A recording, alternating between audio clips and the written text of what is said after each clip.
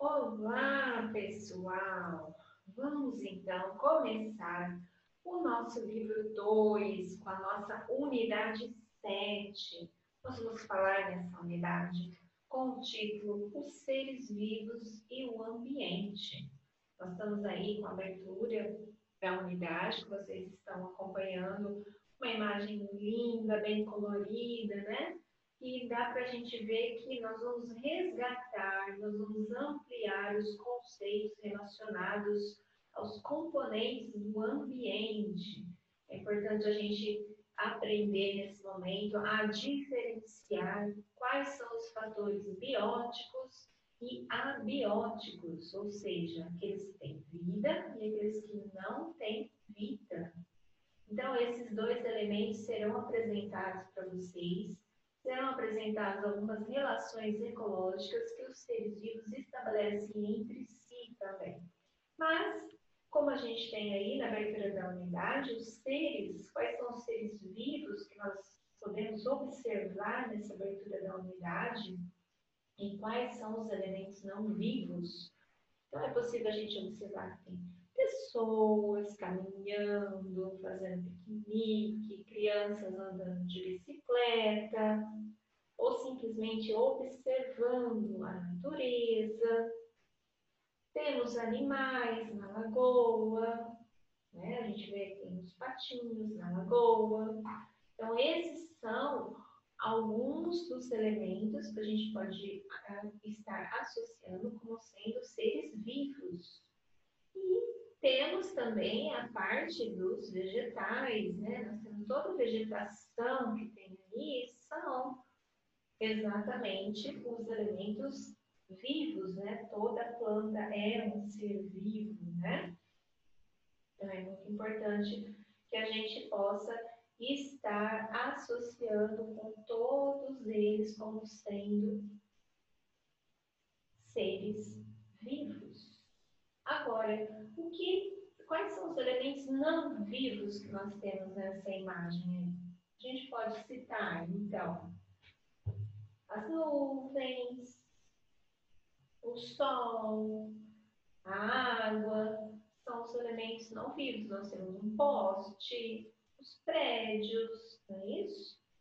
Então, é importante que vocês possam estar fazendo essa associação, né? Para que a gente possa começar a diferenciar os seres vivos dos seres não vivos. E a gente vê aí de que forma esses seres vivos estão se interagindo, então, com o ambiente. Né? A gente tem aí os animais que estão usufruindo do ambiente em que eles têm. A gente vê que as pessoas estão em uma relação harmônica com a natureza, né? Nessa imagem, pelo menos, a gente está vendo que é uma relação harmônica. Nós podemos perceber que há a questão de cuidados, né, com o meio ambiente, quando a gente vê a moça colocando lixo em uma das lixeiras, né? Isso é muito importante, é um assunto muito sério, né? E a gente sabe que se a gente não cuidar do meio ambiente, nós mesmos seremos prejudicados, né? Então, esse contato em nosso dia a dia com o meio ambiente é fundamental, né? E quais são esses cuidados que a gente deve ter com todos esses elementos que nós temos, certo? Na próxima página, lá na página 8, então, nós vamos ter uma introdução que a gente mostra aí duas imagens, duas praias. Uma praia lá em Santa Catarina, que é a Praia Guarda do Embaú, e a outra imagem da Praia de Copacabana, no Rio de Janeiro. Existem muitas diferenças entre elas, né? Então, lá no livro vem falando que existem diferentes tipos de ambientes com os quais a gente entra em contato. Por exemplo, nossa sala de aula, nossa casa, os parques, os shoppings, as praias, são exemplos.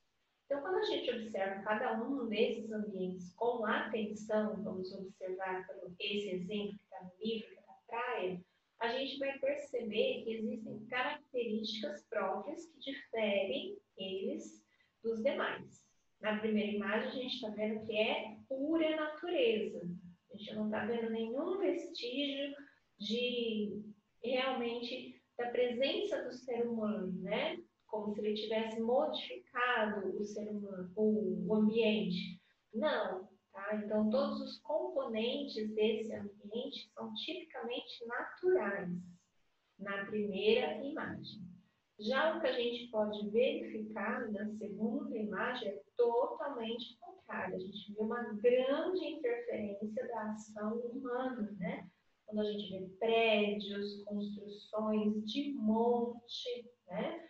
Na região que está ali próxima à praia, certo? Então, na próxima página, está vindo com algumas questões para que a gente possa começar a refletir sobre essas questões. Então, vamos lá. O número 1 está perguntando: quais semelhanças vocês observam nesses dois ambientes? E quais são as diferenças? Os dois ambientes a gente percebe que tem, né, a presença de praia, né, que nós conseguimos, a gente sabe que as praias elas têm a água salgada do mar, tem a luz solar, tem a areia. Isso a gente está vendo visivelmente que é semelhante, né? O ar é semelhante também. Agora, o que tem de diferente? Ocorreu uma drástica modificação, uma transformação com a construção de calçadas, ruas, moradias. Isso a gente consegue ver nitidamente, né? E qual dos dois elementos podemos considerar que foi modificado, então, pelo ser humano? Obviamente, a segunda imagem, né? Por conta dessa transformação, dessa modificação que o ser humano fez na natureza, né?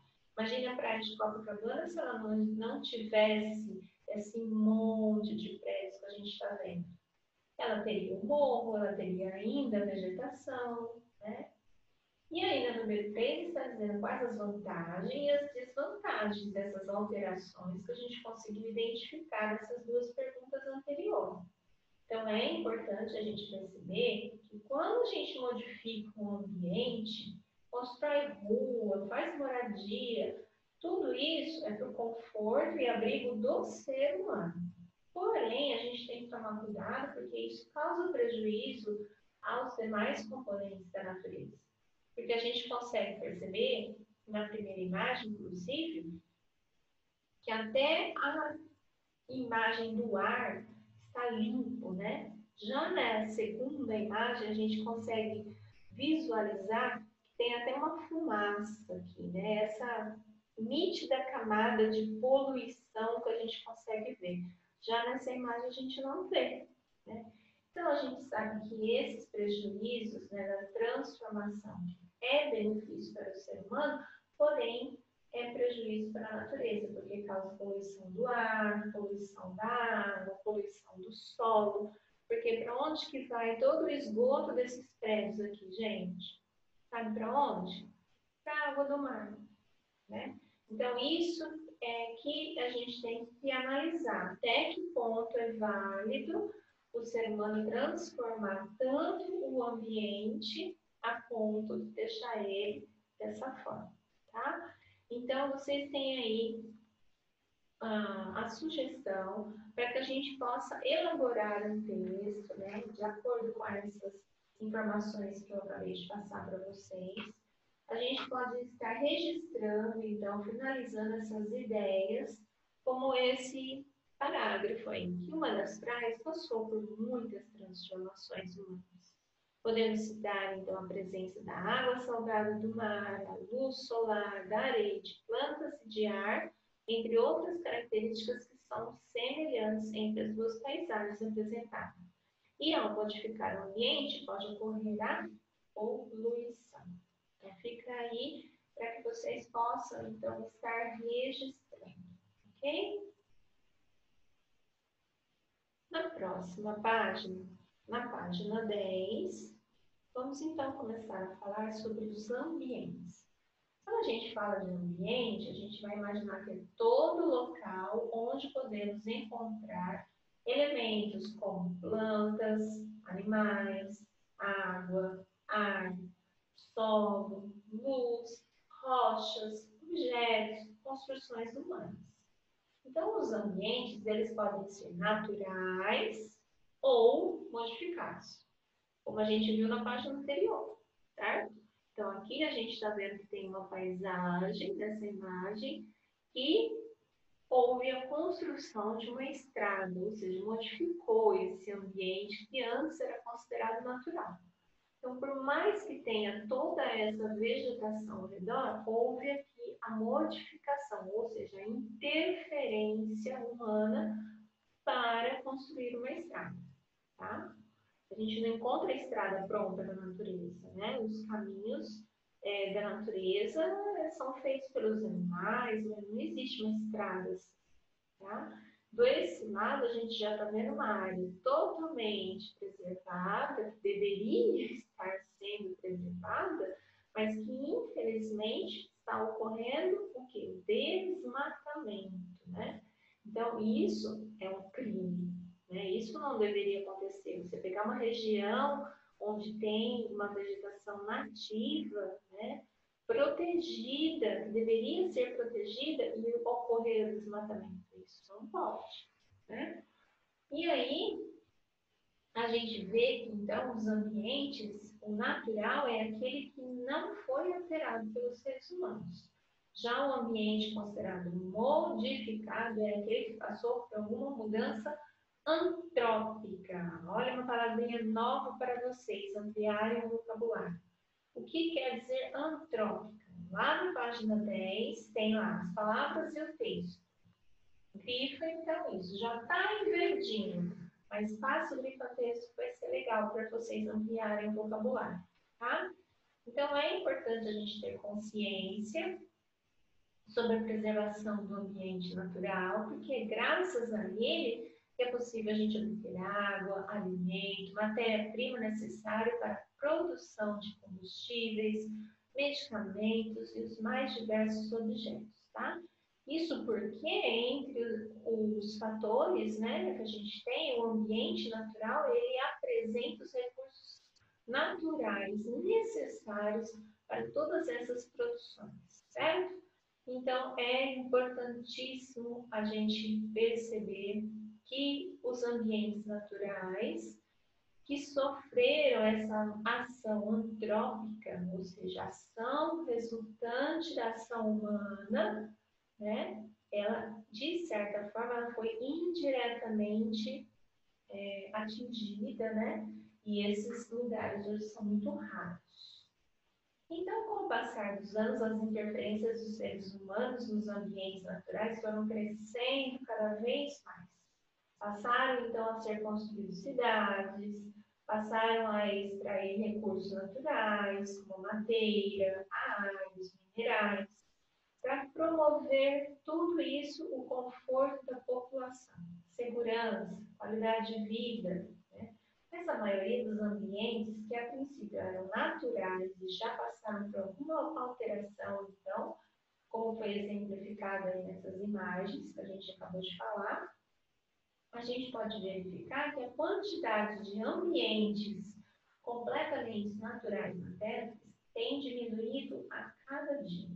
E os danos causados ao planeta só vêm aumentando. Entre as consequências das ações antrópicas, então, estão a poluição, o desmatamento e a extinção de alguns tipos de plantas e animais. Então, por favor, na página 11, primeiro parágrafo, grifa esse primeiro parágrafo, tá? Que ele é importante, onde fala sobre as consequências, então, dessas ações feitas pelo ser humano. Quando a gente fala ações antrópicas, não pode esquecer dessa palavrinha, significa, então, que é uma ação resultante do ser humano, certo? As modificações, então, dos ambientes feitas pelos seres humanos sempre foram necessárias, pois é a partir dessas intervenções que obtemos nossos alimentos, que são nesses ambientes que a gente constrói nossas casas. No entanto, é importante a gente perceber que essas interferências, elas podem ser feitas de forma planejada, sempre considerando a conservação ambiental e a preservação dos recursos naturais. E isso é importantíssimo, tá? Os ambientes, eles podem apresentar muitas diferenças entre si. Ao comparar, por exemplo, o ambiente da floresta amazônica no Brasil com o ambiente do Alasca, lá no estado do norte dos Estados Unidos, percebemos diferenças em relação ao tipo de solo, ao estado físico em que a água é encontrada, temperatura, luminosidade. Então, os seres vivos que habitam o local e muitos outros aspectos. Então, o animal que vive aqui na Amazônia, ele não vai conseguir sobreviver aqui no Alasca, e vice-versa. Essa foca que ela não vai conseguir sobreviver lá na Amazônia. Por quê? Porque a gente tem essa diferença de ambiente, certo? Então, dessa forma, nós podemos concluir que os ambientes, eles são diferentes entre si em relação às particularidades dos elementos não vivos e aos tipos de seres vivos que os compõem. Então, quando a gente compara outros ambientes, como um rio, um deserto, a gente percebe que existe muita diferença entre eles. Mas eles apresentam algumas semelhanças também. Afinal, eles são ambientes com seres vivos que se relacionam entre si, que é o que a gente vai ver mais para frente. Tá? Os seres vivos, eles estão adaptados ao ambiente em que são naturalmente encontrados. Então, pois cada um vai apresentar características que possibilitam viver em um determinado local. Por isso que alguns animais e plantas são capazes de viver em rios, enquanto outros são capazes de viver no deserto, né? Que são os locais muito secos, como a gente consegue ver aqui nessa imagem. Né? Então, esses peixes e essas plantas que estão acostumados a viver nesse ambiente aquático, eles estão acostumados a viver nesse ambiente aquático. Existem plantas e animais que estão acostumados a viver num deserto, como é esse que está sendo mostrado. Então, a gente vê que existem essa adaptação para cada ambiente, certo? E esses seres vivos que têm essas características específicas, então, possibilita a sua sobrevivência no ambiente onde eles vivem, né? Nos ambientes, pode ser no ambiente mais inóspicos. Estou falando errado, desculpa. E é possível encontrar seres vivos, quer dizer, inóspitos, quer dizer, ambientes bem rústicos, gente. A gente pode pensar assim, que não existe vida naquele lugar, não existe, tá? Existe, é possível de encontrar seres vivos que são adaptados para sobreviver nas condições mais extremas. Temperatura, que pode ser temperaturas elevadas ou temperaturas muito baixas. Tá ok? Vamos ver, então, agora os componentes do ambiente. Como nós vimos que os ambientes são formados por seres vivos e por elementos não vivos, nós vamos verificar, então, que esses elementos não vivos, como a luz solar, a temperatura, o ar, a água e o solo, eles também são chamados de componentes abióticos. Então, lá na página 12, lá embaixo, grifa esse parágrafo, que vem com os conceitos de componentes abióticos, que são aqueles elementos não vivos, e os seres vivos de um determinado ambiente, que são os animais e as plantas, que são os componentes bióticos. Então, quando a gente fala bióticos, a palavrinha bio quer dizer vida. Então, se eu falo abiótico, é porque não tem vida. Se eu falo biótico, é porque tem vida. Tá? Sobre os componentes abióticos que a gente acabou de falar, a água pode ser encontrada nos rios, nos lagos, nos oceanos, os aquíferos, e ela é importante para a hidratação dos seres vivos. A luz solar, que vem do Sol, ela ilumina os ambientes durante o dia e sua energia aquece os seres vivos. O ar, que está presente em toda a atmosfera, formado por gases como o oxigênio, que por sua vez é usado pelos seres vivos na respiração. Já no solo, formado por matéria orgânica, grãos, minerais, ar e água permitem o crescimento de plantas terrestres e pode abrigar alguns tipos de animais. Então, a gente está vendo aí alguns tipos de minhocas, elas se abrigam, então, no solo, que é uma forma que a gente está vendo aí representado nessa imagem. Já os componentes bióticos, ou seja, aqueles que têm vida, eles são diferentes, né, dos elementos não vivos. Vale destacar que todos os seres vivos, eles nascem, se desenvolvem, podem se reproduzir e morrem. Por exemplo, os pássaros. Ao se reproduzirem, eles colocam ovos em seus ninhos e os mantêm aquecidos com o calor de seu corpo até o nascimento de seus filhotes. Com o decorrer do tempo, os filhotes dos pássaros se desenvolvem, crescem, aprendem a voar e a se alimentar. Ao atingir a idade adulta, tornam-se capazes de reproduzir. Assim, eles geram novos filhotes, vivem e realizam suas atividades até chegar ao fim do ciclo da vida, quando eles morrem. Então, esse é o ciclo, né, da vida. A laranjeira, por exemplo, essa planta que nós temos também aí na página 14, que a gente está vendo aqui no finalzinho, ó. Ela é uma planta que gera frutos com sementes. Então, ela nasce, ela cresce, ela produz flores e frutos. E esses frutos, por sua vez, apresentam sementes que podem originar outras laranjas. Após se desenvolver com o passar do tempo, essa planta irá morrer um dia, como todo ser vivo. Tá? Então, esse é o processo natural do ciclo da vida. A gente nasce, cresce, se desenvolve, se reproduz e morre.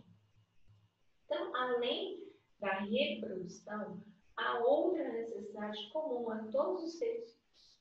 Todos os seres vivos, inclusive nós, precisamos de energia para sobreviver. E de onde vem essa energia? Dos alimentos. Né? Então, os seres vivos eles têm a capacidade de se reproduzir para gerar descendentes, mas essa fonte de energia que vem dos alimentos, nós vamos estudar mais para frente, ela é indispensável à vida. Continuando, nós vamos falar então sobre os seres vivos que dependem dos elementos do ambiente.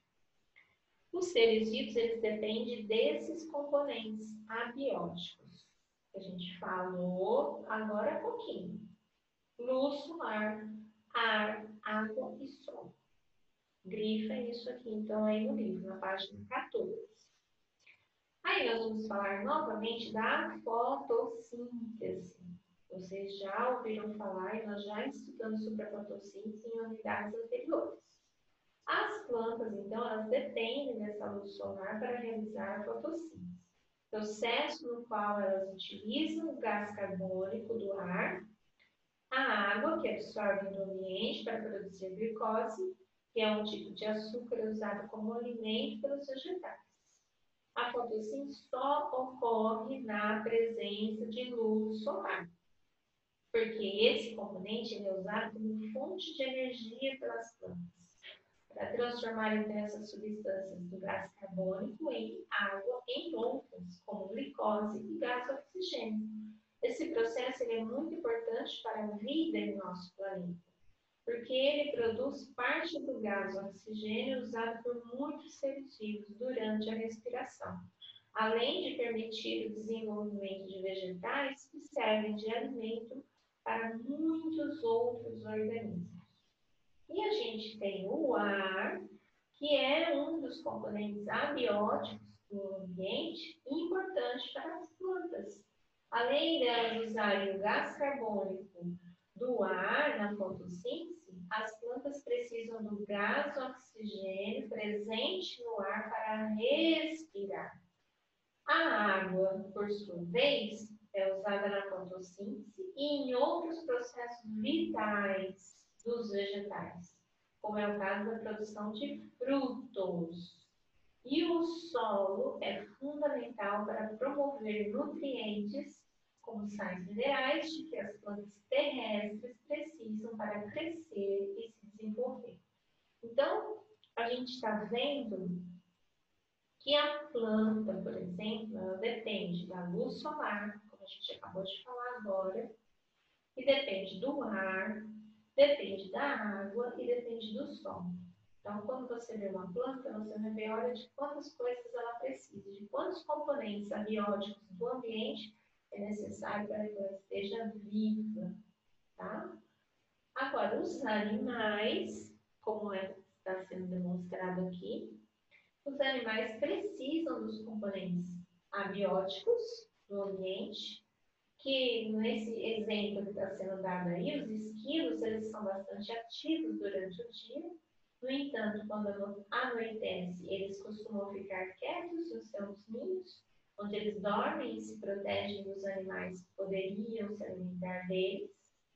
E isso mostra que o comportamento desse animal é influenciado pela luz solar, ou seja, ele só anda durante o dia, então ele precisa se alimentar, beber água, tudo durante um dia, tá? Para ele poder sobreviver. Então, num local sem água, onde não crescem árvores, esses animais têm poucas condições de sobrevivência, porque eles se alimentam principalmente de partes de plantas. E, além disso, os esquilos também precisam do ar para respirar e do solo para se deslocar e construir seus ninhos em árvores. Então, a gente vê que os animais precisam dos componentes abióticos também, como forma de sobrevivência. Os esquilos, assim como a maior parte dos seres vivos, precisam do gás oxigênio, que é presente no ar atmosférico para sobreviver. Então, a respiração que ocorre em todos esses seres vivos, principalmente quando a gente está citando o exemplo aí no livro do esquilo, o gás oxigênio interage com outras substâncias, liberando energia que é usada para a realização das atividades dos organismos. Então, a gente só consegue estar vivo porque a gente depende do alimento que a gente tem através a energia através dos alimentos e do ar que nós respiramos, que é o gás oxigênio. Então, se a gente não tiver esses dois elementos, a gente não sobrevive como qualquer outro ser vivo, tá? Então, esse movimento de respiração, que é a absorção do gás oxigênio e a liberação do gás carbônico na atmosfera, é chamado, então, de respiração, tá? Inspiração do gás oxigênio e expiração do gás carbono. Aí vem na página 16 uma curiosidade. Você sabia que o vento é um dos componentes abióticos do ambiente importante para as plantas? Pois ele pode auxiliar nas etapas relacionadas à reprodução dos vegetais. Isso porque o ar em movimento possibilita o transporte dos grãos de pólen entre as estruturas reprodutivas de uma planta, até as estruturas de outra planta do mesmo tipo. Esse transporte recebe o nome de polinização, que também pode ser realizado por alguns animais, como é o caso aí, que vocês estão vendo, da abelha. Quando a abelha se aproxima da flor para se alimentar, os grãos de pólen eles são fixados no inseto. Tá vendo que a gente está vendo aqui? Ó, a abelha ela está cheia de pozinho amarelo. Esse pozinho amarelo é o pólen. Tá?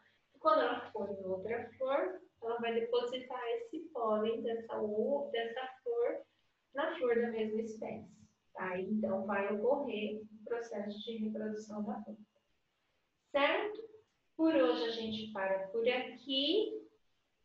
Espero que vocês tenham compreendido. Caso alguém tiver alguma dúvida, estou à disposição. Por hoje é só, pessoal. Tchau!